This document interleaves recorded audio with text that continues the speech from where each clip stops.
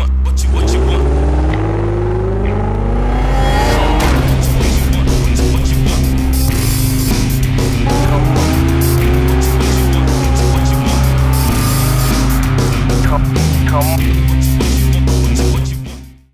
Hey, what's up guys, Tony here, and welcome to another episode of my V8 Supercar Mastery Series. And this week is week, quote, air quotes, you can't see it, week 13. And as you know, we had a short season, so this is technically week 7, but because it's the unofficial week 13, so I'm just going to call it week 13 because I don't want to keep calling it week 7 and get myself all confused. But this week brought not only my finals, and I am now out for the winter break, except for I still have to grade my students their final papers and their final exams, and then I have this other project I need to work on during the break for my thesis. But anyways, beyond that long-term work, I'm free. So I did a little racing yesterday. I've been trying to do a little painting. I'm just not really inspired with the Ford right now. I can't seem to get my head wrapped around how to paint the Ford. And that's, poor segue into the conversation that I want to have about the Ford, because week 13 brought out the Ford Falcon again. So now in the V8 Supercars, there's the Ford versus Holden that everyone wants to see. And so I'm kind of reminded of what I said last week 13 about how a lot of people in iRacing, it seems that the majority of people in iRacing really enjoyed this multi-manufacturer racing. So that's why GT3 is so popular, because you've got these 4 different manufacturers racing against each other, and I think people like that. I really do. I think they like to see, like the way that the characteristics of the different cars, how they complement each other, or how they contrast each other, or just the strategies and the tactics involved. Now, some of that is a little different now because like the fuel tanks and the fuel consumption rates for GT3 have been changed, so it's all pretty standard now. But when you're looking at, say, like a Roof versus a McLaren, or a Roof versus BMW, or now the Roof versus the Ford GT, it's just all these different cars and how they perform on a different track, and how these different drivers are able to work the cars. People like that, and I've noticed that, and so it's nice to see. Now this is where it gets a little sticky, because basically the Ford Falcon and the Holden Commodore are essentially the same car with different panels, or they have motors that are manufacturer built. So like Holden's got a Holden motor, Ford's got a Ford motor, even though it's not at all represented in the sound effects. They sound identical. What I would like to know is, because I don't run oval, I want to know as far as the Sprint Cup series, I think it's the NASCAR A series or whatever, where you've got the Gen 6s going against each other. And so you've got the Toyota, the Ford, and the Chevy. And I'm kind of curious to know if you guys happen to know. Let me know in the comment section, because I don't know, because I don't run oval, at least not that. And if participation is high because of that, because essentially they're the same car, and you just pick whatever manufacturer you like, and that's what it amounts to. And so the V8 Supercars are not necessarily like GT3 because the cars are identical, but they're also like GT3 because you have one manufacturer facing off against another manufacturer. In this case, Ford, which is world renowned and everybody knows Ford, but here in the US, like Holden, I never heard of a Holden until, to be honest, this season, until the Holden Commodore was available for the V8 Supercar. The Ford Falcon was no more. So that was like my first ever introduction to Holden. And so, going back to what I was saying earlier, I said last week 13 that I thought that the Holden versus Ford would bring about more participation.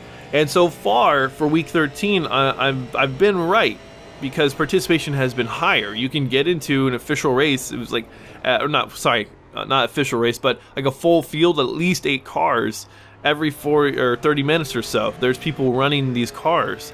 Now, that could be sort of a double-edged sword. It's a good thing and it's a bad thing, because it's not necessarily reflected in this race, but I did notice that there were some very GT3 sort of things going on, and so people could say that's a good thing or a bad thing, especially because the V8 Supercar community is so small. I don't know how well the small community of the V8 Supercars will tolerate like GT3-esque kind of people, and the attitude inside of this small community. But we'll see. I guess time will tell. It's hard to say now because, you know, week 13 usually brings out a lot of participation in a lot of different areas, and people buy cars that they don't necessarily drive for the rest of their time on iRacing. And that's because iRacing gives you credit. When you run a full season, you get credit. And so someone might have, you know, $10 of credit, and they spend $1 out of pocket for the Holden or the Ford Falcon, and they're just kind of like, well, you know what? Hey, I'm interested in this, so let's give it a try. And then they jump in and they try it, and they realize, like, holy shit, this car is really hard to drive, and they're gone. Or they'll do what I think my mentality was, is that I was like, okay, this car is really hard to drive. I'm gonna try it, but I really want a setup. And so they'll try it, they'll get a setup, or they might not get a setup. We'll see what happens for season 1 2015, just because of the fact that we all know what happened last season. Like, Mitch McLeod posted his 1 race setup, and then everything else. I think he posted 2 qualify setups after that, and then that was it. Like, I think he posted 3 weeks or so of setups, and then that's it. So people were sort of weaned off of setups. Well, if you're coming into season 1 2015, if 0 people post setups, unlike GT3 where you've got 3 or 4 people posting setups for every track for all cars, I think that you'll see a reduction in the people. So that it'll be typical, like, week 1 spike in participation, and then week 2 and week 3 I think will be higher than last season just because of the Ford and Holden factor. But it's not going to be like week 13 and week 1 participation, if that makes any sense. I just see the participation is falling because of the fact that the car is hard to drive, and that people, there aren't setups readily available for people, casual iRacers, to jump in and run with. And that's the one thing about this car that I found out through my experience, is that this is not your casual iRacer's car. This is a car that requires you to spend time practicing and to spend time setting up your car, because if you don't have a setup for your car, it's just not going to perform well. I mean, I found that out week 1 when I was running with the baseline, and then Mitch McLeod posted his setup. I popped that bad boy on, and instantly I was seconds faster. I was like 2 seconds faster or something like that. It was retarded how much faster I was with a good setup. And so, you know, when you're in those situations, you're just like, I just don't know if I'm like a bad driver or if it's just set up wrong. And then when you find out that you just had a really bad setup, you're like, oh my god, like, this car is manageable, this car is fun to drive. And then the racing, of course, is highly addicting as well. So I think, like I said, I think the participation is going to spike week 1 like it always does, and then I think it's going to fall off just because of the fact that setups and sort of the difficulty of the car are going to set in, and people are just going to go away, and that's just what's going to happen. So on to the big question. This is the one that I've been thinking about, and this is the one that a lot of people have been considering now. Ford or Holden? And I can't believe I'm actually torn about this, because I am a Ford guy. I've been raised a Ford guy. The funny thing is I don't own a Ford right now. But I mean, if I could go buy a Mustang, I would. I guess what I've found is that there's a lot of people that are sort of in the same situation. Now, with like the Sprint Cups, like, there are people who are loyal to the manufacturer. So there's a lot of people that were driving the Holden, and they're like, no, I'm driving the Ford. This is what I'm going to. I'm not driving. I've heard this before. Like, I'm not driving Jamie Wincup's car. And so that kind of was like, whoa, what does that even mean? So I went on the forums and asked that question, and I got a lot of pretty good responses as to why.